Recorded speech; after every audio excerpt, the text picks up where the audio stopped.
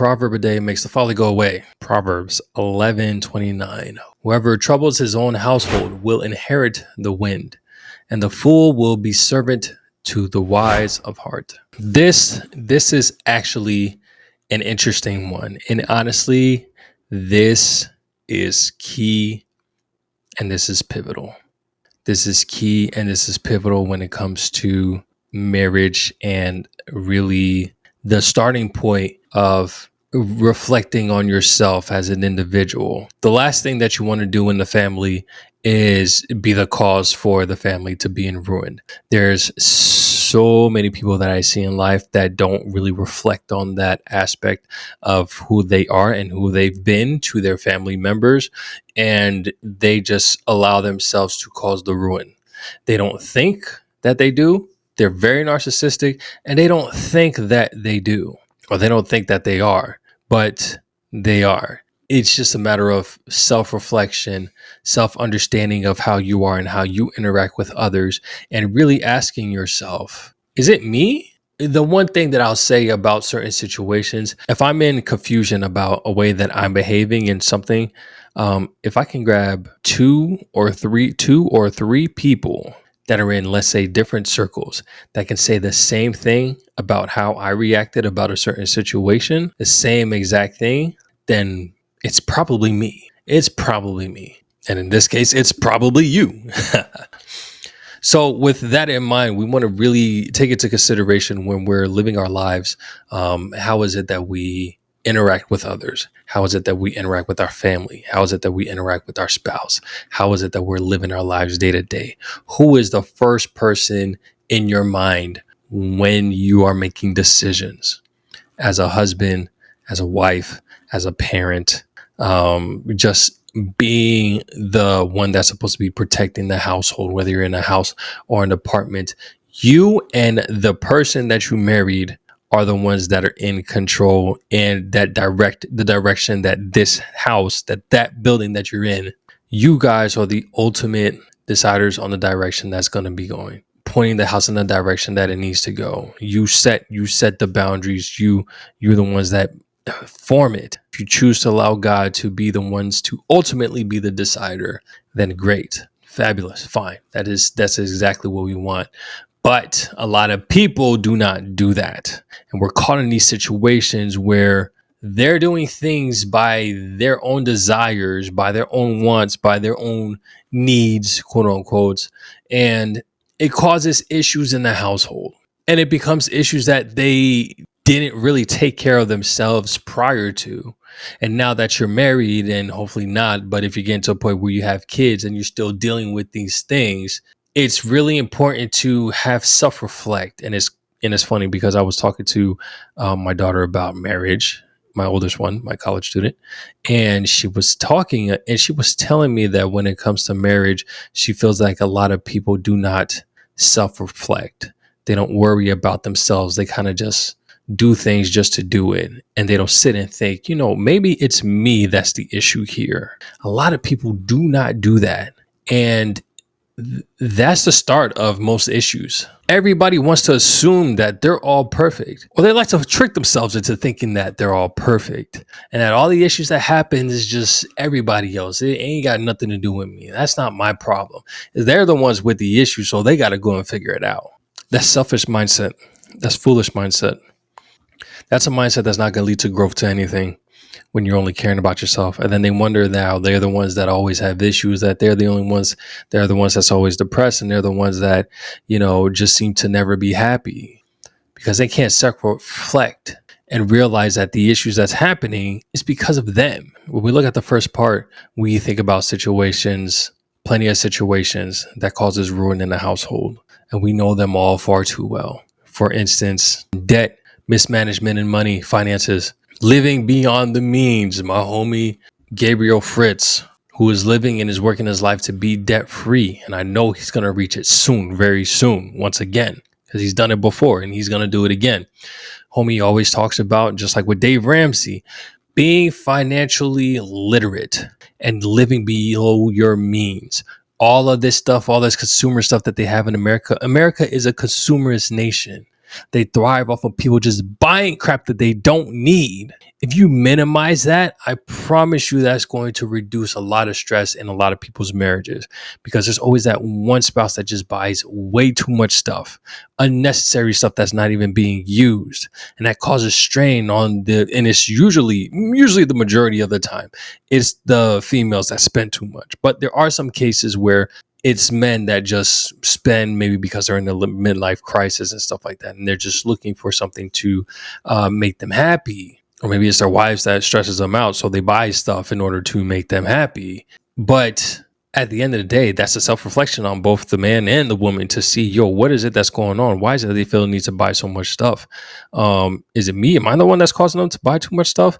And if it's not that situation, why do you keep buying so much stuff? Having those tough conversations like, yo, you can't buy this, you can't buy that, we can't be frivolously spending and all that stuff, because it's not conducive to the family. It causes stress, it causes strain. I was just talking to a buddy of mine, and he was mentioning to me how a buddy of his was in arms, like the hands up about the relationship, because his wife went and bought a new Mercedes SUV, and the car note is $1,200. Now, beyond me, why that would ever be allowed in any man's household. If something like that was to happen, then the man has no control of the household. Just point blank buried in mind. If something like that was to happen, man has absolutely zero control of his household. That's not okay. This is literally a situation like Adam and Eve. Now, it's a stretch because there's damnation of the human race versus, just the damnation of the house, which, I mean, in perspective is kind of the same thing. Something told that wife to do something aside from what the husband was supposed to do. And the husband didn't lay that foundation that, yo, we are listening to me first off, and we're having conversations about everything that's going on, and we're taking it to God. But hey, it happens a lot. It happens a lot. It causes stress. It causes strain. And then it causes stress and strain on the kids, because then a lot of that stuff, money conflicts, will normally result in divorce. And you're just literally ruining the family. The second part of the verse. The other thing that comes to mind is alcohol abuse, substance abuse. What more do I have to say? People think that it's all fun and games. It's all, just to make you feel good. Again, more stuff on making you feel good. If I just take, this hit, or if I just drink this bottle really quick, then I'm going to be okay with whatever stresses I have. Do not do it. Addiction doesn't just harm the individual. It doesn't just break you down as an individual. It messes up your whole family system, because now you're in an altered state. And then at some point, you're going to be in that altered state around your spouse, and then they have to deal with it. Now it's putting a stress on them. And even worse, many people, and I know this from experience, you have an altered state when you're around your kids. And now they're looking around trying to figure out, yo, what is going on? How do I navigate around this? Is this normal type thing? And that messes up the family. It ruins the family. Domestic violence and abuse. It's not okay we need to be mindful of the things that we say to people, the things that we say to our kids, to say the things that we say to our spouse, because these are immediate people that we're trying to build something with and continue leaving a legacy for under God's guidance. First off, if you're doing anything that's abusive, domestic violence or abuse, verbal, emotional, physical, then you're not living in the fruit of the Spirit. And that's something that we should be doing if you're following the Bible. We should always be living by the fruit of the Spirit. So if you have any type of domestic violence, any type of verbal violence that you have, or abuse or anything like that, then you're not living a godly lifestyle. You're not. Just straight up. There should be no harm that's being put on anybody else if you're going to be living a godly lifestyle. No type of trauma, no type of fear. And again, all this coming from experience. You shouldn't walk into a room and somebody's mood shifts for the negative. Not for the positive, for the negative, because you came into the room. What type of family is that? What type of family dynamic is that? Huh? Would you be okay with the second that somebody comes into the room, the person that you're supposed to love, that's supposed to love you, that you're supposed to trust, when they come into the room, you're scared, you have fear, you're walking on eggshells? That's not a family that I don't think any child would want to be in. That's not a family that I would think any spouse would want to be a part of either. Don't ruin your family. And when we talk about spiritual neglect and moral foundation, this also causes ruin. And this is the part where I'm not trying to bring politics into this, but for some reason I always have to. But the idea of free thinking, free living, just free, you just do whatever. There's no foundation on the bottom. There's nothing underneath to hold everything up. So when the storm hits, what happens? The building just falls, and that's okay with everybody. That's living this free mindset. You can just do whatever comes to your mind, and there's no bounds in what you can do and stuff like that. This is what we're okay with. So then when the storm hits and the house breaks down, it's like, oh well, it is what it is. I don't think I would want to live in that lifestyle. As a wife, I don't think that a wife would want to live that lifestyle. And as a child, I don't think I would want to live in that lifestyle. As a child, I may not think that, because as a child, free is great. I can do whatever I want. But that's why they're called children, because they can't think for themselves. They only know what the flesh wants. And the flesh speaks heavy with them, which is why it's up to the parent to provide that discipline. And when you have that discipline, you have that structure. There's no broken relationships. There's no rebellious cycles of that's constantly happening with all the generational patterns. There's something that's set and that's there that we follow, whether it be on the morale standpoint or spiritual standpoint or both. There's a foundation that was built, and we hold the discipline for everybody in the household to uphold with intent and with integrity in the way that the Bible tells us to do so. It is then that we have a strong house. It is then that everybody does their part in the household. It is then that we can live in happiness. There's no ruin that's happening in this house because we have a foundation in which we live our lives, and everybody in this house follows it with a soft but firm hand. Of course, because we have to be mindful of everybody and how they are and their emotions and all that. But at the same time, we need to stay true. There are some things that may be subjective, but we need to be objectively seeking the truth, which is in the scriptures. And if we follow those scriptures and teach our kids those scriptures, then they will continue to live in the way that they need to, and then continue on with the next generation and have a strong house on a strong foundation that will not go to ruin. Infidelity and betrayal. I can't say how much times that we cannot fall to the flesh, guys. We just cannot fall to the flesh, because when we do, it causes these issues. It causes a misuse in trust, and when you lose the trust of somebody, when I tell you it takes forever to gain that trust back, it's tough, and that's normally due to infidelity and betrayal. There's something about infidelity. There's something about giving yourself to somebody else that cuts deep. And when that happens, it creates a shift in the household. And it's just crazy. All because you wanted to tend to your flesh. We cannot be tending to our flesh, especially if it's known, if it's clear that it's something that we're not supposed to be doing. Just keep it far away. Don't even entertain it. You're not strong enough. You're not. And the last thing I want to speak of is pride and the unwillingness to change. This has to be a tough one, because in the previous generations, and if you guys are my age, in your mid-30s and older, a little older, your parents have this mindset, and I know it. They have this mindset where they're unwilling to change. They're unwilling to say sorry. They're unwilling to listen to their spouse. They're just going to keep going in whatever cycle that they're in right now, in whatever lifestyle and whatever mindset that they have right now. It's solidified within their head because there was no reason to. But that's because they didn't read the word. You have to change.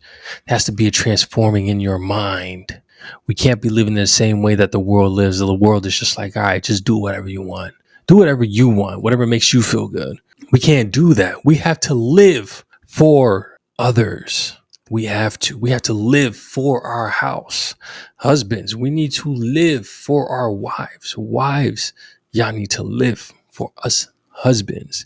And we both have to live for our kids so that they can grow and imitate the same thing to the next generation.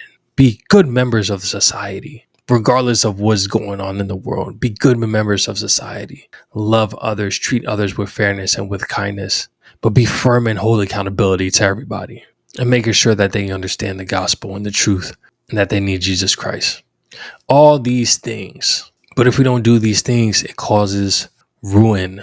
When we're not willing to change, it causes ruin. When we allow pride to take over, it causes ruin. It causes arguments. It causes disagreements. We're not equally yoked. Now we're having disagreements about how we're raising the kids.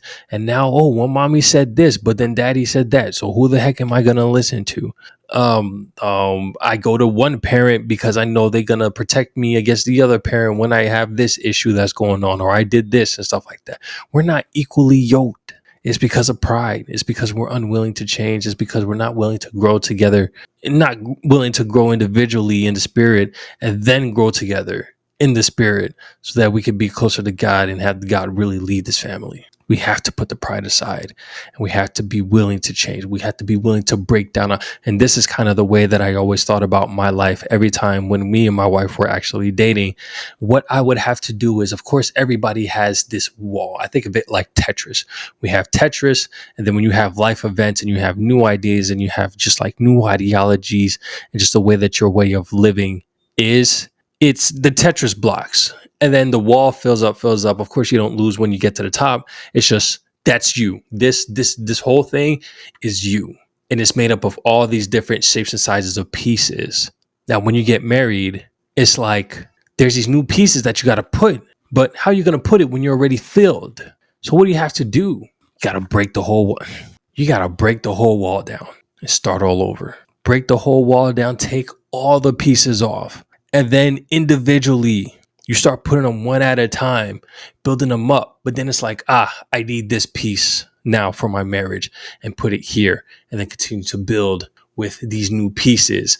And then, we have kids now. I actually need to break this down again and then start building with me, start building with my wife in there as well, start building with my kids in there as well. And that's the household. This is the change that needs to happen regularly. And I've talked to people that are been married for 20, 30, 40 years.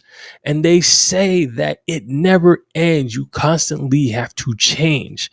If you're unwilling to change and you want to keep your pride in your marriage, I guarantee you that it's going to fail. I guarantee you. But guys, this is all things that can ruin the household if you're not careful, if you're not being self-reflective. These are all things that you will be the cause for your household being ruined. In the second verse, you will be the one that will end up being a servant to the wise. So the question that I generally want to ask everybody, and I want everybody to really think about, are you sowing peace and stability in your house, or are you sowing strife? What habits today could end up ruining my house tomorrow? Just really think about that. And what legacy will my children inherit? Will they inherit blessings, or will they inherit the wind, which is nothing? Now, let me know in the comment section what y'all think. But as always, don't take my word for it. Read the Bible yourself. I'm going to catch you on the next one. Take it easy. Peace.